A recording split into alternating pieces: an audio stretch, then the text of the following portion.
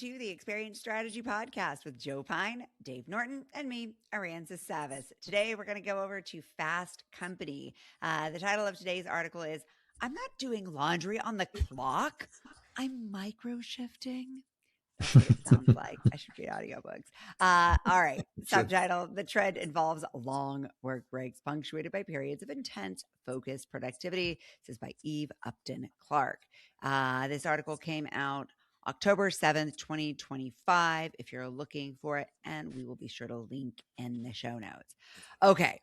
So what this is talking about, and I'll give Joe all the credit for sourcing this and putting it on the docket. There is a company called Owl Labs, which weirdly, it's the second time this company has come up in my day-to-day. They're a video conference tech company, and they said that 65% of workers are interested in a concept the report refers to as microshifting. Structured flexibility with short, nonlinear work blocks matched to your energy, duties, or productivity. In other words, breaking up your work shift into a bunch of tiny ones. Now, it's funny because they probably were not talking to a bunch of middle-aged women, but I am writing a book about middle-aged women and how we do big, brave things. And so I've been doing a lot of research on middle-aged women. And one of the things that's come up again and again in my research is the importance of flexibility in our work days, especially for midlife women with changing hormones, right? Changing attention spans and energy levels as a result of the chemical changes in our bodies, and how valuable people talk about the work from home flexibility. And in fact, advocates for midlife working women are actively talking about this exact thing, but without the label on it, because I suspect they were talking to Gen Zs and millennials. Whereas what that tells surprise, what that tells me though, is that actually maybe this is a bigger idea than even they know. What got your attention about this article, Joe? Well, I think it's the use of time, right? It's all about time. And that's one of the things that I've figured out. And Dave, again, always like to give credit to, right? Originally talked about experiences as time well spent, right? Which I've glommed onto and added, time well saved for commodities, goods, services, time well invested for transformation. So I'm always looking and thinking about how people are using their time. And this one also spoke to me because I do this. This is what I do. I get up. I now do a lot of PT. This is a new thing as of 6 months as I age and my back tightens up and my knees are aching and everything. So now before I even get out of bed, I'm doing all this PT, right? Have breakfast. And then after I get dressed and whatnot, I immediately go to my email, right? I'm not like a Gen Z or maybe immediately goes to their feeds. But I go to my email just because it's sort of something feels like it's hanging over me, that there may be something there that occasionally I get a request from a reporter that does need to be really quick, but just want to see what's going on. I also got a couple of newsletters, one on sports, one from the Wall Street Journal, that I like to read. And then basically when I'm done with that, if I don't yet have, and it's warm enough outside, I don't yet have, any podcasts or meetings scheduled, is I go for a walk. Right, as I'm known in the neighborhood. We got a cul-de-sac neighborhood, so it's very long, very safe. I'm known in the neighborhood as the guy who reads the newspaper while he walks and smoking a cigar. It's like you're from a novel, a British novel, right? Exactly, right. Maybe I should get a pipe sometime. Make it even more British. But so I'm sure people think very strange. I mean, there's one guy that walks his dog 3 times a day, and sometimes I have to do it at different time periods. Like if it's cold out, I wait till it warms up or the sun comes out and so forth. But I just get rid of that, everything that's going on, and just go out there, catch up on some of the news, and just have a little enjoyable respite.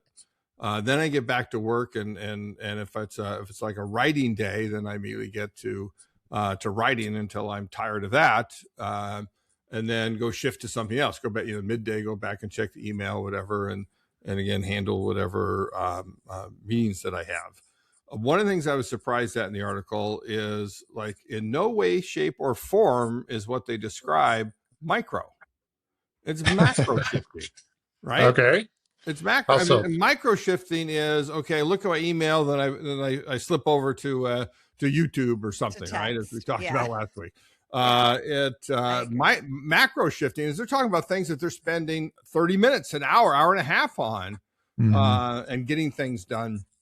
And so just I sort of describe like why is even the word macro here?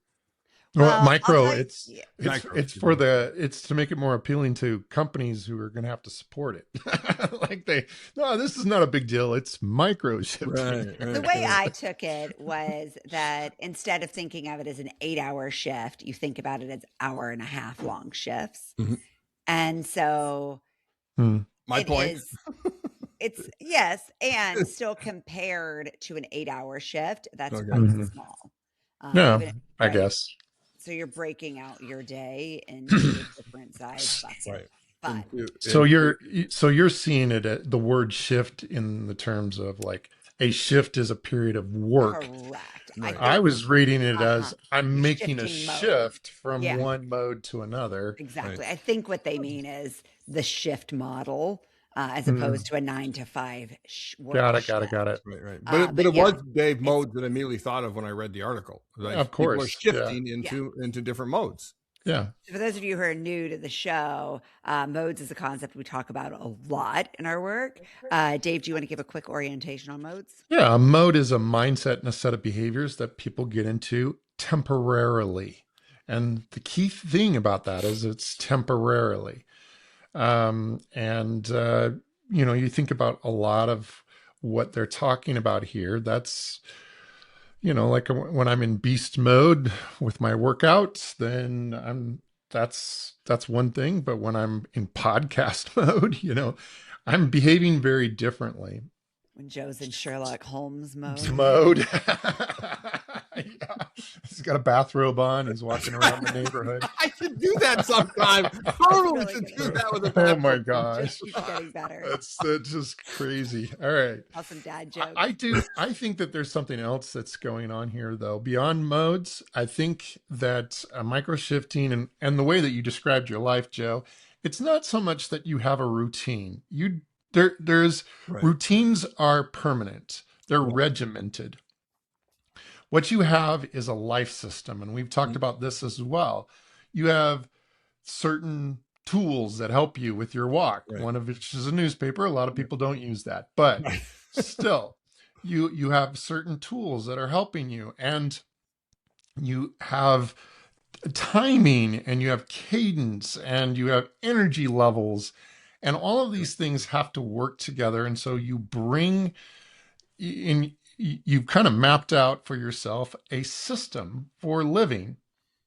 And that system for living and that system for productivity connects, interrelates, weaves together, crashes up against each other every once in a while, however you want to describe it.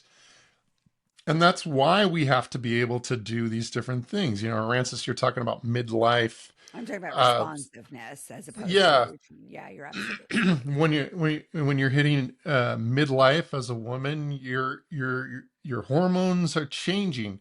That means your biological system is changing. That means that the way that you want to do work is changing, and you need a life system that is flexible enough to support that. And if you can't get it, then you're probably going to go look for a job elsewhere because you really do need that, right?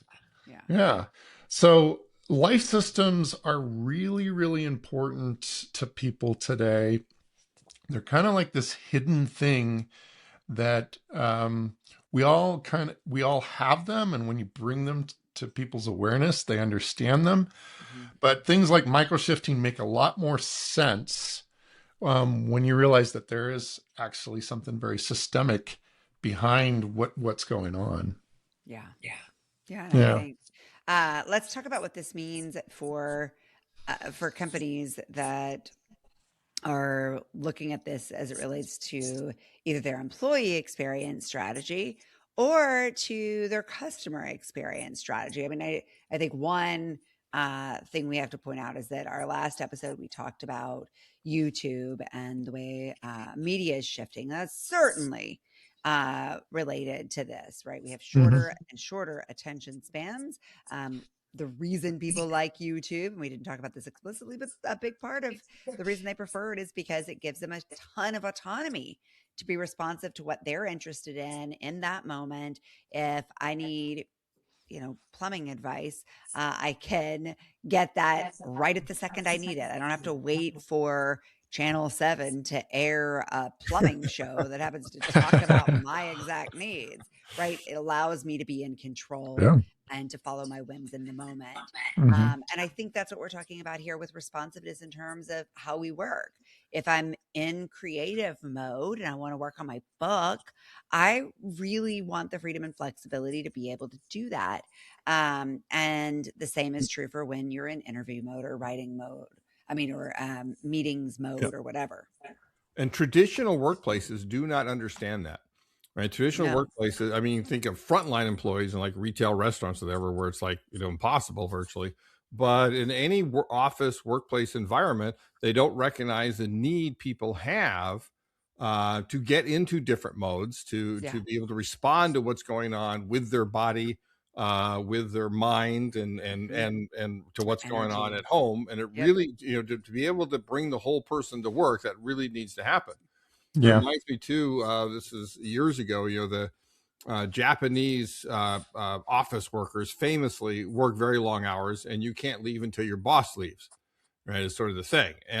But they did, I remember somebody did a study again years ago that basically said they actually don't work that much more than Americans. They need to take a break when they're in the office for 10, 12 hours.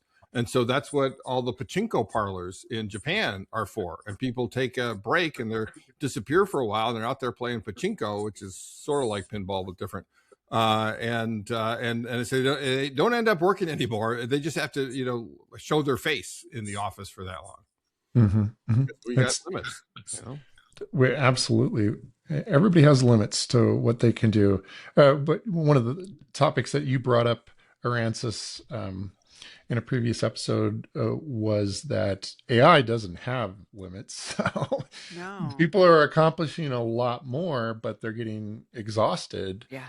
Very quickly. There was an article on that recently that said that people are working longer, but it wasn't in a negative when they use AI heavily, but it wasn't in a negative way. It was actually, at least as it was positioned, but that there's more for them to do. They can now do things that they didn't get to do, that was always hanging over their heads before. And so, so it's interesting. Probably both end. Okay, here's my next AI conversation I want to have. I was hoping we go a whole episode without AI, but it doesn't exist. That ship has sailed, my friend. Here's what I want to talk about with AI that I haven't heard anyone talk about yet, is the fact that people are talking to AI in such honest ways that they're regularly, candidly admitting what they don't know. And they're asking for help. And I wonder if ultimately it will help people become more adept at acknowledging where their weaknesses are, where their needs are, and maybe more comfortable in interpersonal human relationships. Or will it have the exact opposite effect where we only admit vulnerability to a computer and we stop being able to do it with other humans? Yeah, it could go either way, and maybe to some degree it depends on personality to some degree, right? See a change, though. We're definitely going to see a change. It's interesting that they trust the AI enough to do that, right? That's Did you see the core news thing today? No, what? About the OpenAI CEO basically making fun of Elon Musk. Oh, in his diary? Yes, which was on ChatGPT. Right. Which is now being used in his depositions. Yeah. And so, like, people are like, "Oh, right, all that stuff is actually right, not private." Exactly. He kept a diary, and it got that was the first round, right? I mean, he kept a diary, And so then they subpoenaed those diaries, Well, it was a and chat then he moved. GPT diary. Well, that was Oh, only they took newer later. ones. That was only later. Like in the early stages, he was keeping a physical diary. So that's where it started, right Should have there. burned And then those. only recently did he start keeping his diary in ChatGPT. So which he owns. So you'd hope he'd be able to screen some of that, but I don't know. We'll see. Just a good reminder. Yeah. Think about what you're putting in there. That's Yeah. right. It might come back to bite you. Bringing this home, what do you hope your clients will take from this conversation? Well, I think we have a dated idea about productivity. That what constitutes productivity is how much focus time is spent on the particular task that you're trying to do, and can you maximize that kind of level of productivity. That has never been the human condition unless forced. And I think today what consumers are looking for, what workers are looking for, what people need in general is the ability to step away, to move into a different mode, to maybe be in focus mode, maybe be in recovery mode for a little while, to feel like their life systems are being supported. It's wonderful to see these types of articles popping up over and over as evidence for the fact that we've been talking about this for now. I mean, we've been talking about modes for almost 15 years, if you can believe that. Wow. It's crazy how long we've been talking about modes and life systems for like 7 years. So it's confirmational that we're headed in the right direction. Um, I just don't think there's that many companies that are really supporting these models of human behavior. And if you're not, then how can you say you're really personalizing the experience? How can you say you're really um, providing that level of value that the customer is looking for? So, Yeah. you know, just that. Yeah. 100% I mean, agree. yeah, it's good. It's good human design too, Yeah. frankly. Mhm. Right. We can't ask humans to operate like machines. Mm-hmm. No. And asking them to run 24/7 without the variability of a human is asking them to run like a machine, and they are Right. not optimized for that. Ask your No, machines to run like machines and your humans to run like humans. Mm-hmm. I think it's a beautiful way to sum it up. And I just add that there's tremendous opportunities for companies to be able to help people spend their time, right? Mm. And spend their time well, spend their time wisely, spend their time in being productive when that's the case. And Yeah. so I just look out for those opportunities, seeing what modes your customers are getting into and how you can help them make the most of those modes, whatever they might be. Yeah. Love it. All right, guys, good to be back. Thank you all out there for listening. Continue the conversation with us over on the Experience Strategy Substack. And we will also post in the show links, as I said, the article link, but also a link to the workshops that Dave is planning where you can come and connect and learn more.